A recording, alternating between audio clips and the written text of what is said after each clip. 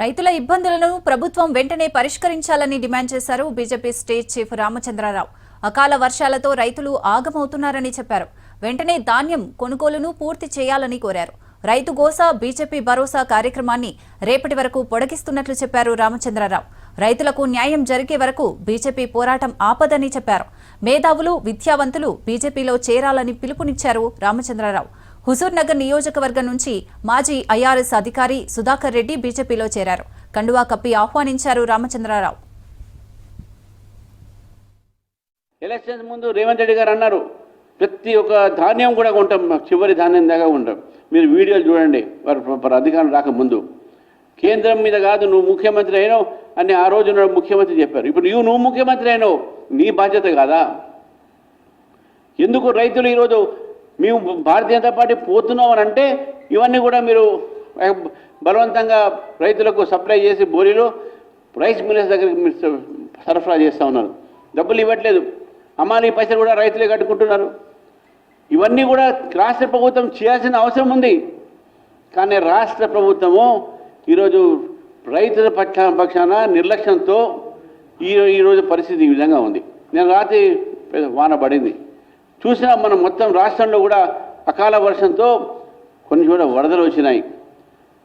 Horticulture అంటే మామిడి చెట్లు కానీ మామిడికాయలు ఇటువంటివన్నీ కూడా ఏదైతే పంటలు ఉన్నాయో అవన్నీ కూడా ధ్వంసమైనాయి, నాశనం అయిపోయినాయి.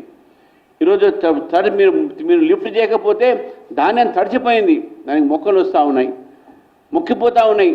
మాయిశ్చర్తో ఇప్పుడు వాళ్ళకు కొనేటోళ్ళు లేరు. ఈరోజు ఈ యొక్క పరిస్థితి, రైతుల పరిస్థితి ఈ విధంగా ఉందంటే అది రాష్ట్ర ప్రభుత్వమే బాధ్యత తీసుకోవాలి. టార్పోలిన్ సప్లై లేవు, గోడౌన్స్ సరిగ్గా లేవు, వరకు ఎటువంటి ఒక కొనుగోలు కేంద్రాలు, ఐక్యపీ కేంద్రాల్లో ఎటువంటి ఒక వసతులు లేవు, ఫెసిలిటీస్ లేవు, సౌకర్యాలు లేవు. రైతులు చస్తూ ఉన్నారు కానీ దాని మీద మాట్లాడరు.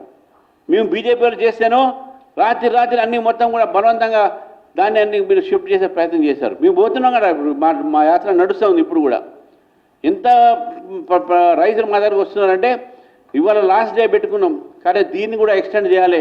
అందుకనే రేపు నిర్మల్ దాకా ఈ యాత్ర పోతుంది. అక్కడ మహేశ్వర్ రెడ్డి గారితో అది ఒక సంపన్నం చేస్తాం, అక్కడ కన్క్లూడ్ చేస్తాం. మనం అయితే ఆగదు అక్కడ. ఈ యొక్క ఉద్యమం రైతుల కోసమో భారతీయ జనతా పార్టీ కొనసాగిస్తూనే ఉంటుంది. భారతీయ జనతా పార్టీ కొనసాగిస్తూనే ఉంటుంది. రైతులకు ఈరోజు పెట్టినటువంటి కలెక్టర్స్ ఇప్పటికైనా సరే టీం పెట్టి అసెస్మెంట్ చేయాలి, అంచనా వేయాలి ఎంత నష్టమైందని చెప్పేసి.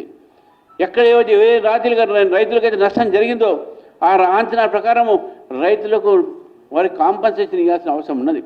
మళ్ళీ ఒకసారి నేను రాష్ట్రంలో ఉన్న మేధావుల్ని, యువకుల్ని, మహిళల్ని కోరుతున్నాను, బీజేపీలో చేరండి, బీజేపీని బలపరచండి, రక్షించుకుందాం దేశాన్ని, రక్షించుకుందాం తెలంగాణని.